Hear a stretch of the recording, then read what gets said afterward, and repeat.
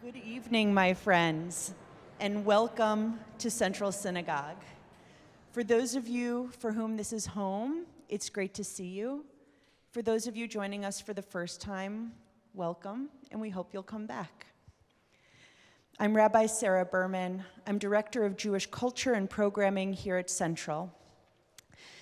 This year, we are exploring our mixed multitude, the vast array of Jewish experiences and voices that make up our people. And tonight, we have a very special voice to bring to you in conversation with our senior rabbi, Angela Buchdahl. Tonight's event is deeply personal and meaningful for our speaker, Dr. Albert Bourla, because of his family history, his experience as a business leader, and his strong conviction about the obligation we all have as leaders and citizens today. Dr. Bourla, Pfizer's chairman and CEO, is a native of Greece, and his parents were both Holocaust survivors. The lessons they instilled in him were profound in shaping his life, his approach to leadership, and his belief in the obligation we all have as citizens to work towards creating a better future. In a time when we are seeing a rise in antisemitism, I am looking forward to a conversation allowing us to focus on reasons we can be hopeful and optimistic as we join together in standing against hate. Please join me in welcoming Dr. Albert Bourla.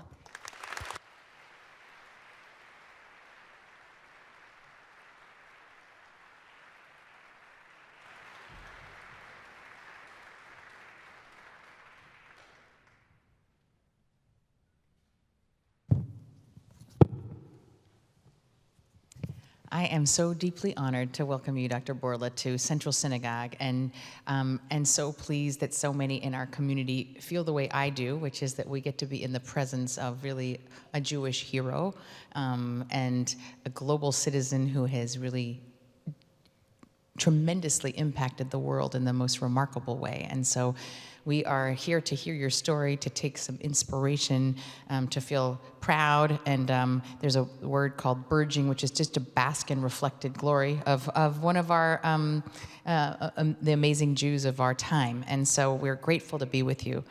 You've done so many extraordinary things with your career, which began with an interest in science and as a veterinarian, ultimately becoming the CEO of one of the largest pharmaceutical companies only 1 year before the COVID pandemic took hold. And then you took the professional risk of your life to get a COVID vaccine created in 9 months, which was something that everyone said was not possible. And I think the sense of your purpose and your courage and your mission came from your own origin story. So if we could, I wanted to start with that first. First, I want to just tell a quick story, which is that last week I was teaching the 7th graders, and there was a girl sitting next to me, and she had a really wonderful, long Greek last name. And I said, "Oh, is your family from a Greek Jewish community?" And she said, "No." And she sort of laughed. She goes, "No, my father's Greek, and my mother is Jewish." And I said, "Well, there are Greek Jews who have a long history of centuries," and she did not even fully that. And I said, "Well, and one of the most famous Greek Jews is coming to Central Synagogue, Dr. Albert Bourla. You've got to come." And she said, "Oh, I'm going to learn more." But you are part of a long and historic Greek Jewish community, which unfortunately was basically decimated. And could you tell us a little bit, not just about the horrors of what happened, but a little bit about what Greek-like looked like, what your family was a part of before, and then what you came back to after World War II? Sure you're on. Before I do that, I want to say how honored I am that I'm sitting here. First of all, that's an imposing environment. But when it is full with people, puts a lot of weight on my shoulders, not to disappoint, particularly after all your good words. So thank you, I'm very honored, and thank you for your interest.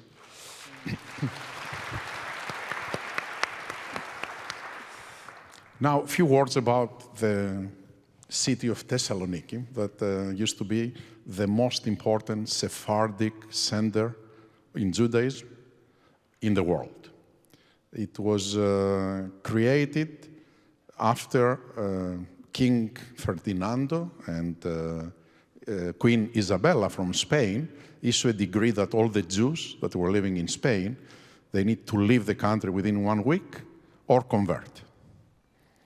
Approximately 20% of the Jews converted, and they stayed and they practiced secretly the Judaism, but 80% of them, they just moved within 1 week. And they left Spain and they didn't find a better environment very easily. They went to France and they couldn't, many of them, stay there. They went to Italy. Surprisingly, the Pope accepted them for a short period of time, and then he changed his mind. And then they ended up in the Ottoman Empire, where the Muslims opened their arms and the Ottomans, and they said, come and settle. There is a city in Thessaloniki that you can go, and 2/3 went there and 1/3 in Istanbul. And that's it. They flourished this community. They became the largest part of the population for centuries. We are talking about 1492 was the exodus of the Jews from Spain. And they became a very lively center. Most of the songs that you have heard, the Sephardic songs, they were written there in this city. A lot of famous Jew leaders were there. And all of that until 1941, when the Germans invaded Greece. There was a first wave of killing in 1942. But the major thing was in 2043, when they sent all the Jews from the railway station of Thessaloniki straight to the train station in Auschwitz. And from the 55,000 that were living in the city at that time, 2,000 survived. That's 96%, 97% extermination if you make the math. From those 2,000, 1,000 left, and they went to Israel or to Athens, and 1,000 stayed there. Among them, my father and mother. That they survived all of that, and they were introduced to one each other through a typical Jewish matchmaking. They liked each other, they got married, and here I am. Did you grow up knowing what happened to your parents and to your community? Yes.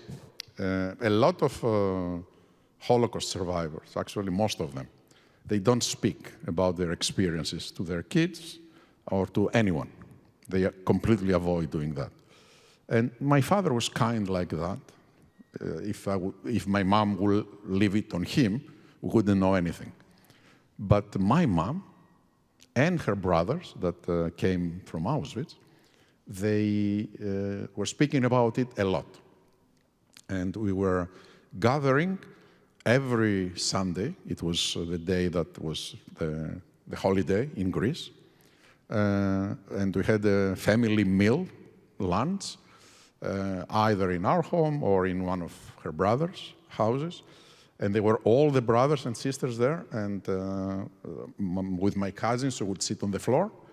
And they would say stories about Auschwitz, about how they were arrested, how they survived, a lot of that. And so from that aspect, I'm very lucky that I have people that they explain to me firsthand what the things that they experienced were. But the thing that I consider myself even more lucky is that my relatives, my uncles, my mother, my father, they never spoke with hatred. They never spoke about revenge. They didn't taught us how to hate Germans or Nazis. Actually, they ignored them. They were part of the story, but they were not having comments about them. But always, the end of the story was a celebration of life. It was a celebration that life is miraculous, that my mother would say, I was in front of a firing squad, and they just, which was the case, and they pulled her out of the line because one of my Christian uncles gave a very big bribe to Nazis. So my mom, last moment, was saved, and actually as she was leaving, she heard everybody else being killed. So she was saying, I was in front of fire squad, and here I am, alive, and I have you and your sister, and you will do great things. And that's the lesson, that don't let difficulties or adversity affect your optimism and affect how you see things in life. And I think I'm very lucky that I had parents that they spoke to me about that this way. Wow. It really does take a particular kind of strength and resilience, not only to come through Auschwitz, but then to come through it with that kind of spiritual outlook and optimism and sense of purpose. I now understand a little bit more both your own optimism and strength, but also your own sense that the impossible and miraculous is actually possible. I think that must be also a piece of what you got. I still remember my mother, when I would go to cry on her that the homework is very difficult. And, I can't do it. With her finger, like that. Don't tell me you can't do it. I survived the firing squad. Just go ahead and do it. That is quite a line. Like most don't have that. That's a mic drop, I would say, right there. Yeah. During the COVID vaccine endeavor, my nightmare was my mom with her finger. Don't tell me you can't Mom, do it. the COVID vaccine is so hard. I survived the firing squads. You can do this. Wow, that's quite amazing. Well, we are not only were you lucky, but that you realize that attitude and spirit actually changed the world because she imparted this to you, which changed the course of history. So it's really quite amazing to think of that. So you made your way to medicine and science and veterinary medicine, which is not probably the path that most of us think of to becoming the CEO of a major pharmaceutical company. So tell us, what was the journey that took you from, first of all, from Thessalonica to America and maybe the path, but also just from, kind of interest in veterinary science to kind of coming to the place that you have in your professional career? Yes. But, as a kid, I loved animals and I loved medicine, so I thought veterinarian is the right thing for me. Then, because I like science, also I did a PhD. And this is when, after I graduated, I finished also my PhD, and I was working in the university, that Pfizer was looking for someone for their animal health group. That was a group that was making medicines for animals. And they came and they seduced me to leave academia because they put an offer that I couldn't refuse. And I thought that I'm going to the private sector from the university like a sabbatical. It's another experience, and then I will go back. So I moved to Athens, and I loved it. I felt that the dynamism of the private sector fits way better my personality than the bureaucracy of the university. And I stayed 3 years in Greece.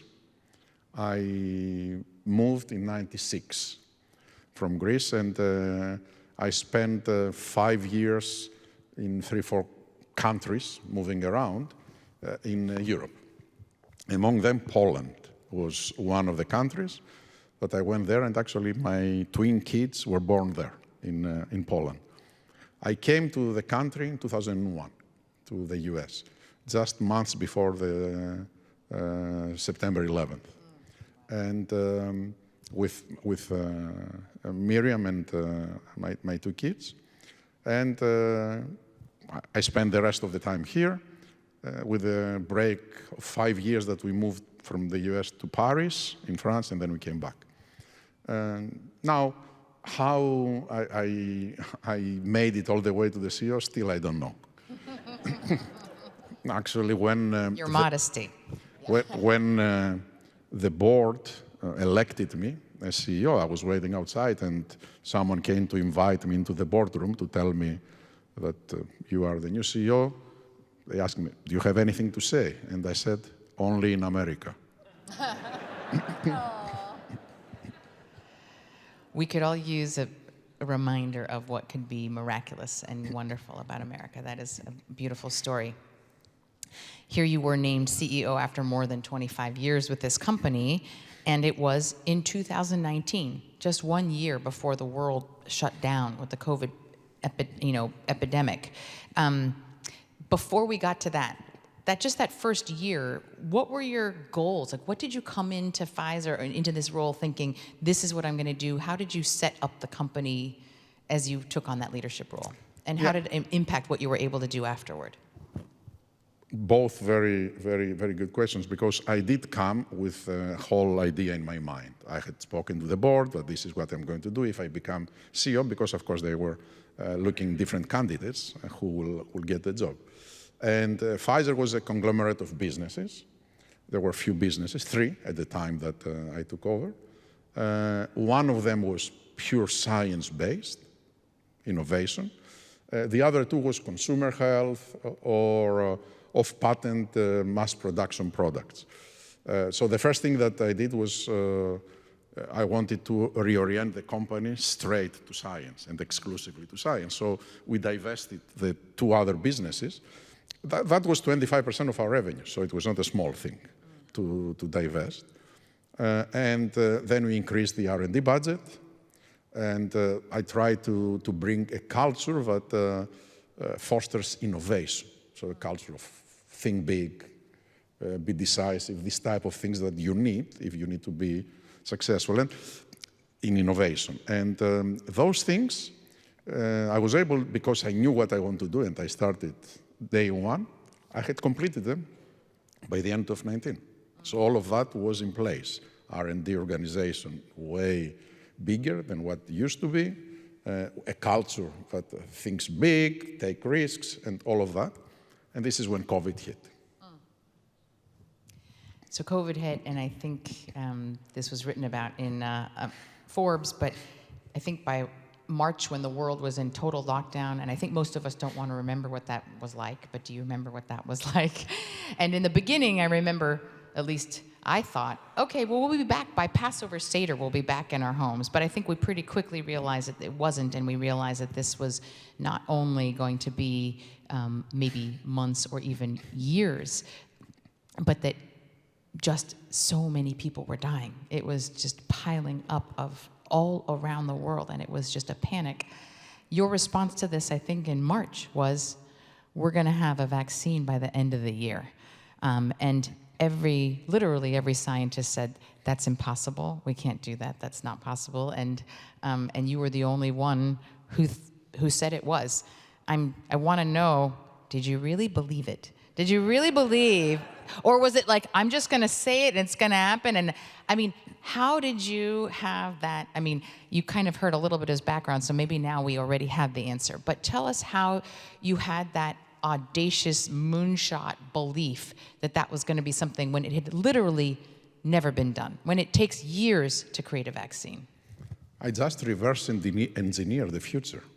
And I started with what the world will be if by the end of the year we don't have a vaccine. I think the civilization, the way we know it, probably would collapse.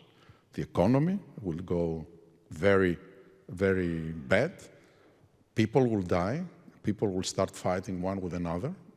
And the whole societal network will collapse. And countries will fight with other countries just to find a small solution. So I said, if we don't do it, we are having a catastrophe ahead of us. And so I said, what is the alternative?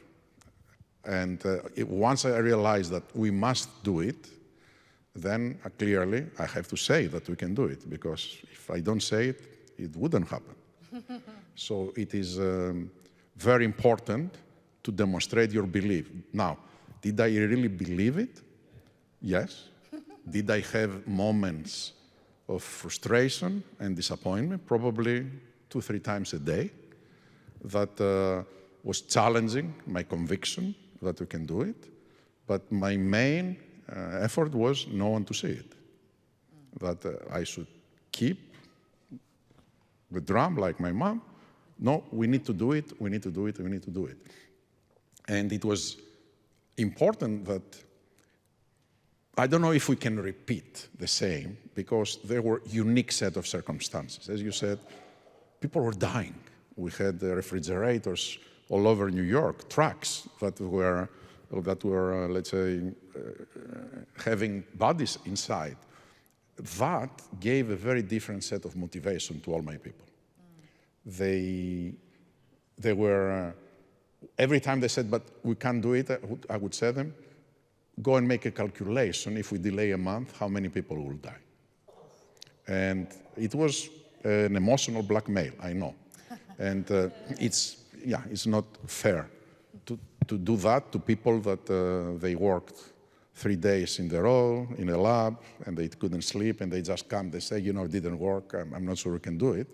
And you tell them, go and calculate how many people will die and try again tomorrow to do it. But I had to do it. That was the thing. And people embraced that purpose.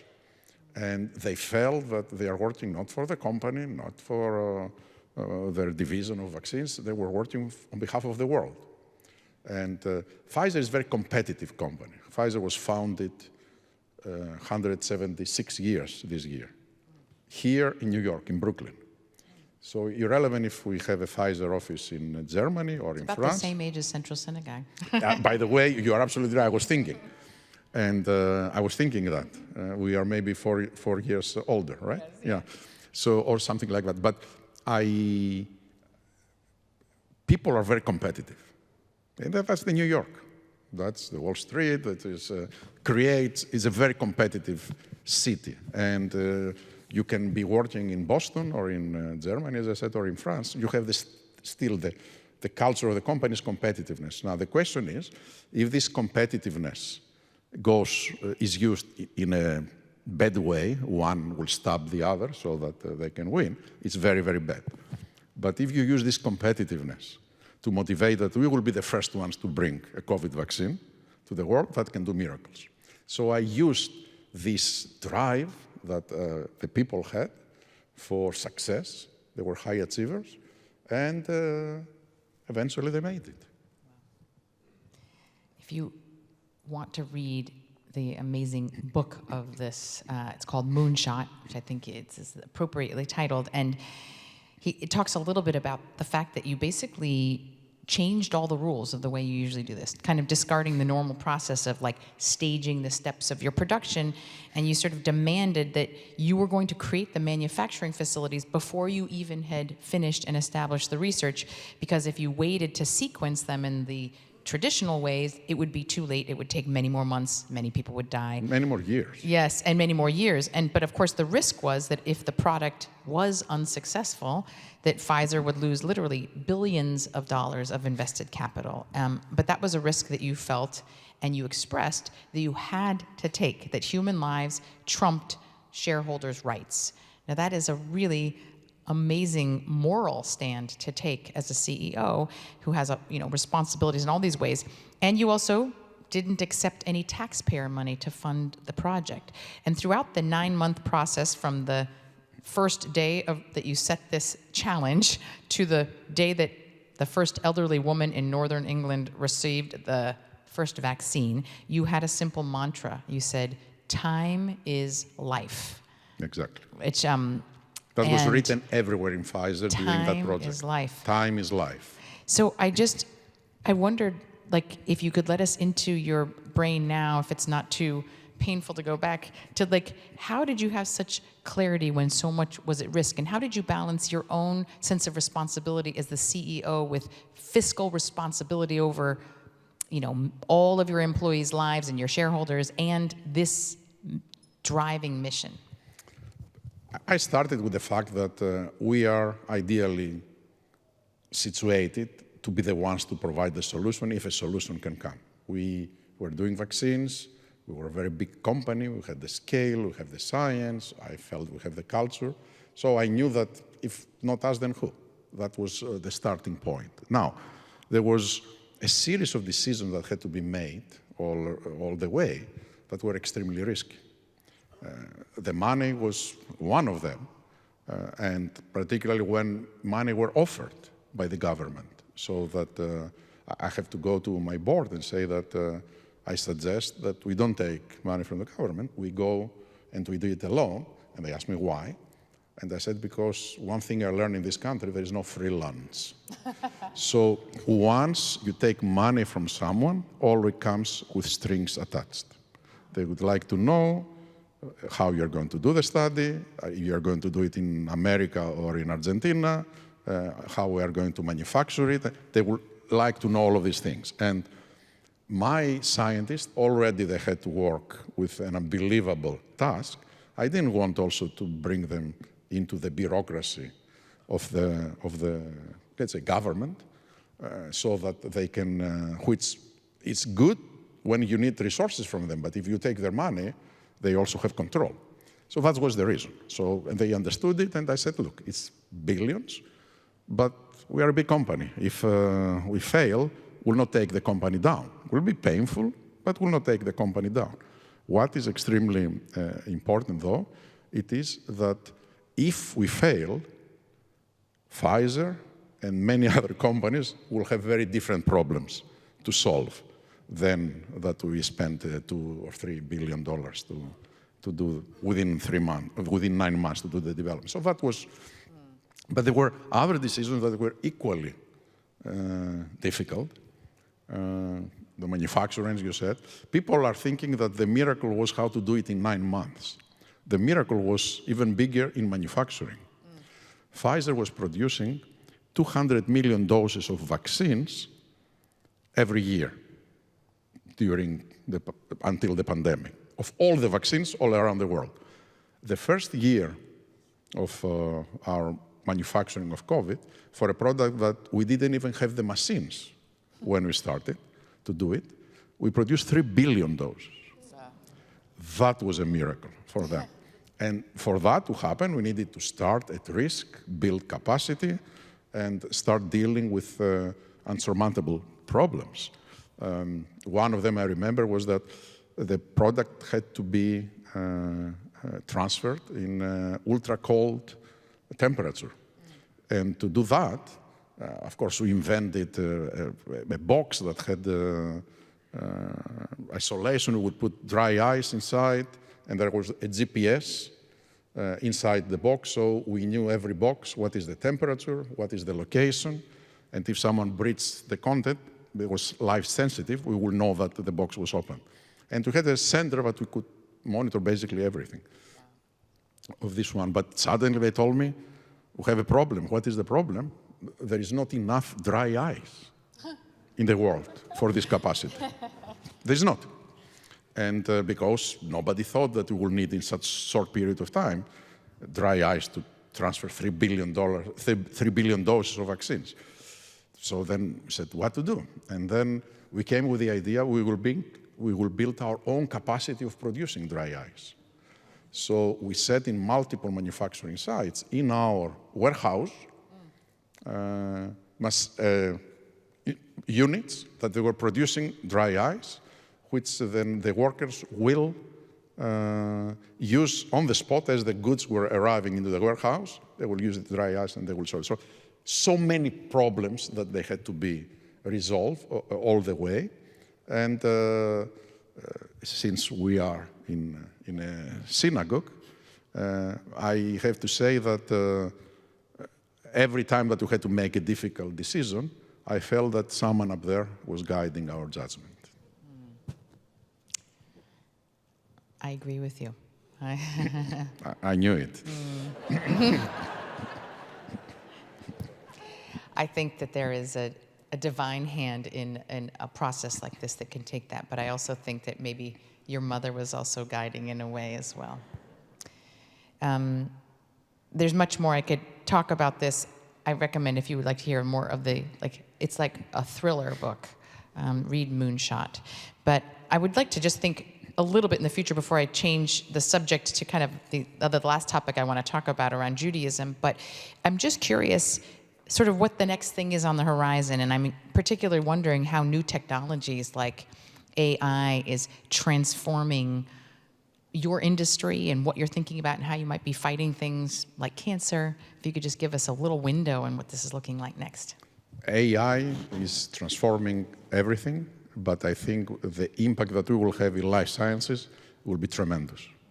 I think we are about to live a scientific renaissance, and that is driven by advancements in our knowledge on biology, and at the same time advancements in technology, and the two of them are colliding, and they are creating tremendous synergistic effects. So I truly believe that in the next few years we will find solutions to medical problems that until now it was impossible to do. And cancer is one of them.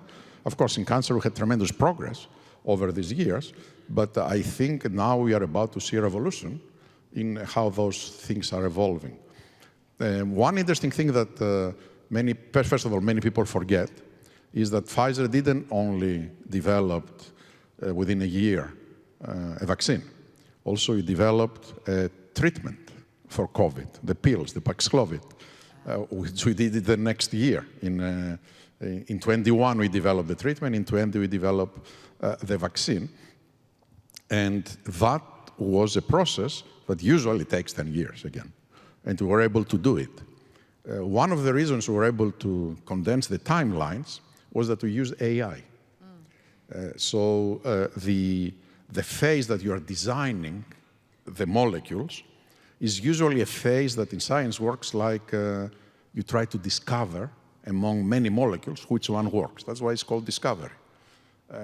Usually we can manufacture 3 million molecules. We have robots that are doing that, and then we are testing them. And then we see which one is the right one. With Paxlovid, we used AI to design molecules in silico.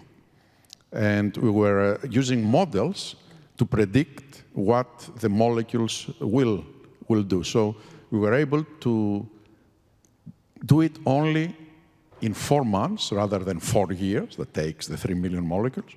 And we did it only with 600, because there were 600 instead of 3 million, but highly likely to be successful.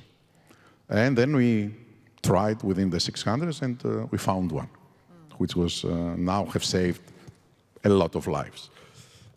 So that was the design. I think in cancer, this is where we invest most of our money right now. And I expect that we will see significant improvements. Every quarter, we will have something that comes out. Yesterday, we had for colorectal cancer. I hope within a few weeks, we'll have something for breast cancer, but it is transformational, and we can go on and on and on. Wow. Strength to you.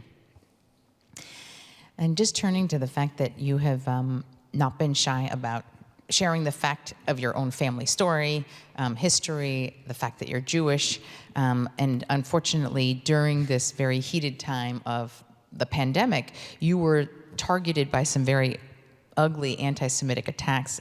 A Greek newspaper who published your picture alongside Joseph Mengele, the Holocaust doctor, and saying, quote, "A Jewish veterinarian will stick the needle.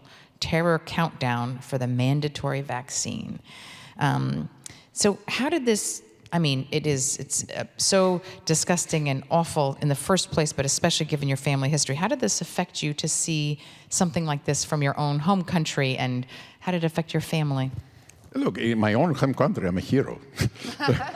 The fact that there are some fascists that they have a newspaper that they write these things, it didn't affect me much.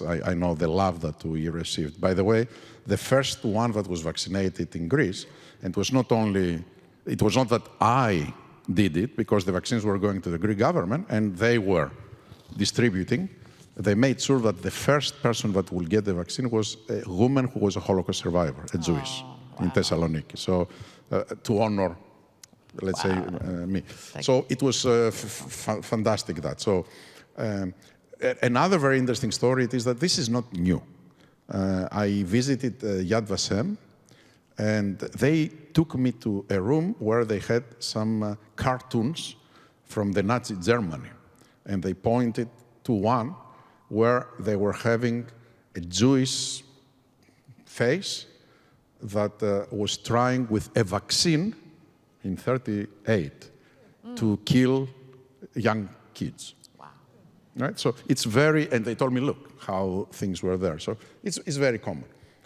The last thing I will say is that I didn't grow in New York, where a lot of people are Jewish, and they are the most successful, and actually they are competing with each other. Actually, the competitor of each one is probably Jewish, the biggest competitor. I grew up in a city that we were 700. I was the only Jewish kid in my high school for 5 years until my cousin came. And we learned, first of all, as Jews, to support one another in ways that I don't think here in New York the Jews are doing. And also, we learned that it is we learn with antisemitism that could be subconscious or very conscious. And so we learn to live with that. And that, I think, gave me very different ability to respond to this type of silly comments. I'm glad you were able to see it for what it was and put it in that perspective. And then, of course, October 7th happened, and it was, a kind of hate of Jews on a scale that I think shocked all of us, the worst massacre of Jews since the Holocaust. And you made a point of meeting with Holocaust survivors in Davos last year. You shared your experience. You were very public about it. I think that there have been many Jews who have been afraid in the last 15 months to be public as Jews sometimes, or maybe to be very public in supporting Israel or the hostages or anything else. And so in Time magazine, you were in social media, you were talking to legislators on Capitol Hill, you were very publicly out there. And you also in particular connected with Rachel Goldberg-Polin, who is Hirsch Goldberg-Polin's mother. We had the honor of hosting her and John here right in this spot in the end of October, right after her son had been captured. And we have been a part of that family's journey with them, as really I think so much of the Jewish world all around have been. So what made this issue one that you felt so personal about, and what drove you to be so public? I think every Jew took that very personally. We saw scenes that remind us Holocaust. And frankly, when I was seeing how they were pulling women from the hair and they were kicking them, I remember the stories that my mom described, what was happening in 1943 in Greece, right? So I got very angry about it. And I got even more angry when I realized that a lot of people, they have two different standards. When I was with an ambassador of the United Nations and I was complaining that you didn't speak about the rapes that were happening, he told me, no, that's not true. After we validated that it was happening, we made a statement. And I said, in this country, if someone is accused that he did a sex offense, he's vanished. The media will go after him immediately. They don't wait until the court gives proof of what happened. They just go and do it. What is the difference now that you waited? You didn't see the scenes? Do you have any doubts that if they kick them and they pull them from the hair, when they are alone, they will rape them? What do you need to see? And what is the difference? That they are Jewish? Because that was the difference. And that really infuriated me. Now, with the hostages, you're right that I met first time in Davos. And it was 103 days after October 7th. I remember because, as you probably know, Rachel is Always wearing wears the always number. a tape. with a number, which I asked her, what is this? And she told me, that's the days that hers is in captivity. And she said, I was thinking that I need to wear something, and but I felt that just put a plaque or a photo is not dynamic. I want to wake up every day, put the old one out, put a new one, and write the number of days so that I will ever remember it. And even after Hertz was killed, executed, she still does this because other hostages are there. So I met her, and she told me the story. I'm sure she told you the story, how her son lost a hand and was kidnapped. And I asked her, what can I do to help? And then she told me, you meet very important people. I want you to talk to them about it. And I said, I promise. And then another thing that she asked me was, please call Bibi Netanyahu to tell him to be more aggressive about it. Those were the two things that she asked me. So I took it very personally. So I started a campaign that I was just speaking about it. Actually, in Davos, I was the next day in the main stage, in probably the most attended panel. It was about AI, and it was Sam Altman, one of the, so it was Mark Benioff, Sam Altman, and me were discussing the AI. So a lot of people were focusing on that because it was the time of AI, the open, and ChatGPT. And I was discussing with Sally, who is sitting here. She's my head of corporate affairs, and she's also Jewish. And I told her, Sally, what do you think? Shall I wear a number, 104, the next day of 103? And she told me, yes, you should do it. And then the next day, she brought me the tape. And we put it here, and I stood in this stage with this number and hoping that someone will ask me, what is this? They didn't ask me on the stage, but they asked me, many people around, and it was all over the TV. And I felt the power of making a statement by doing these things. And that's the story. With what can I say? That with Rachel, we were spending so much time discussing what she will tell to Hertz about me, that she wants to introduce me to her, and to have a great party together and all of that.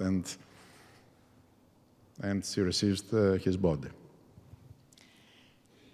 It was, you'll meet him someday, and he will thank you for the work that you did. And I'm sure that part of the reason that we have seen 13 hostages come home in the last couple of weeks is the continued work and advocacy that you've done, and I'm just very grateful for that. And I think even if we don't always know what it does, I'm sure for Hirsch's family and for all the other hostage families, the fact that you would take your platform and your connections and use them for this, I think that strengthened them in their own fight as well. So it was deeply important. We have seen such a steep increase in anti-Semitism since October 7th, really around the world. And what does your own experience suggest about how we should be facing this, how we might be fighting it? I wish I had the recipe to fight it. And we were discussing before that we have an epidemic, which is an epidemic of anti-Semitism, and I'm afraid I don't have a vaccine for that. And I'm afraid that it was way easier to do a vaccine for COVID than for something like that. And many people were presenting the Holocaust like a vaccine that tempered anti-Semitism maybe for 70 years until it emerges. It emerged again. And I don't think that's the solution. I don't think we want to have a catastrophe like that. And by the way, we had a catastrophe, and things went the other way. We had the virus October mutated. 7th, and then instead of having more sympathy for Jews, that created even more anti-Semitic sentiments. I don't know what we need to do, but one thing I know that a no-regret move is to speak up, to go whenever you have a forum to speak about it. It is not to stay low, and it is not that it is not dangerous and it is not important. It is very dangerous. This is how things started. The Holocaust didn't start it in Auschwitz. The Holocaust started with the propaganda that the Nazis were circulating and dehumanizing Jews and creating anti-Jewish sentiments. The vaccine is killing you, they have all the money, and everything that we're hearing also now, right? And that is what enabled Auschwitz. So we should not think that we are out of the woods because we are now rich or good and we have our families and we live in a democracy, because this is how the Jews in Germany were living or in Poland were living. They were very successful, they were part of the society, and suddenly they found themselves being exterminated. So it's very important, and everyone should consider that it is a responsibility for our people, a responsibility for his family to speak up. Sort of a final question here of, just because I can tell that you may be genetically disposed but also taught from your family to look at the world with a sense of hopefulness and possibility and miracle and faith and responsibility, deep responsibility, which we've heard so much tonight in such a profound way. What makes you hopeful for what you see coming up next, whether it is for the Jewish community, what you've witnessed in this kind of dark time, what you've seen that has made you feel either hopeful for that, or maybe in the larger sense in the work that you're doing? What are you hopeful that you can see coming up? First of all, I truly believe that the world always improves. The world of today is better than the world of yesterday. The only caveat is don't try to measure the progress in 5 or 6 years increments, because the progress is never one straight line. The progress is always peaks and valleys. So when you measure it within 5 years, you may find yourself in the valley rather than the peak. But if you measure it in 30, 40 years increments, racism is not resolved, but it is much better now than what used to be. The human rights, they are not always protected, but they are much better than what used to be. Hunger is not resolved, but it is much better than it was 40 years ago. Health is not optimal, but it is way better than it was 40 years ago. When you think about it like that, you know that there is only one way for humans to progress. We need to manage the noise in this progress, but I think that's what gives me optimism for the world. What gives me optimism for the Jews, that maybe they are the only exception, that they are not going necessarily on the positive, because every 70, 80 years we have a pogrom against them. But what gives me hope for the Jews is the resilience that they have demonstrated, that they have been able to survive for centuries under very harsh conditions. And today things are not like many years ago, because we have Israel. And Israel is a safe harbor for us, and it is something that we need to make sure that we support and protect, because this is the best guarantee that we have right now in the world that we can avoid a new Holocaust.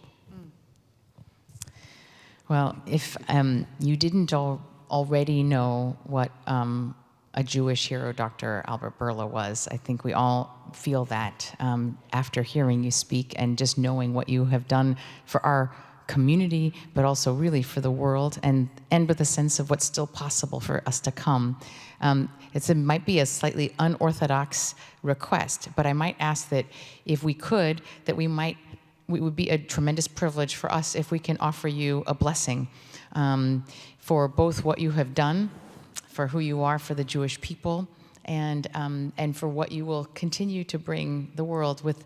I think of a young child of Holocaust survivors that comes from Thessaloniki and loves animals, and then goes on to create the COVID vaccine for the world and speak on behalf of Jews on the most public stages in front of the most powerful people in the world. And so I cannot imagine a greater honor for us to be able to bless you. So if I invite the congregation to please rise.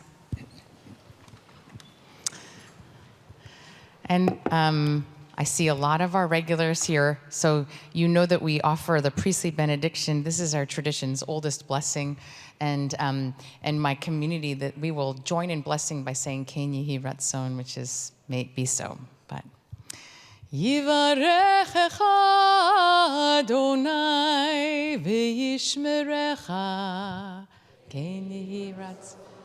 May God bless you and keep you. Ya'er Adonai panav elecha v'chuneka ken yehi ratzon. May God be gracious to you and shine abundant light on you. Yisa Adonai panav elecha v'yasem lecha Shalom,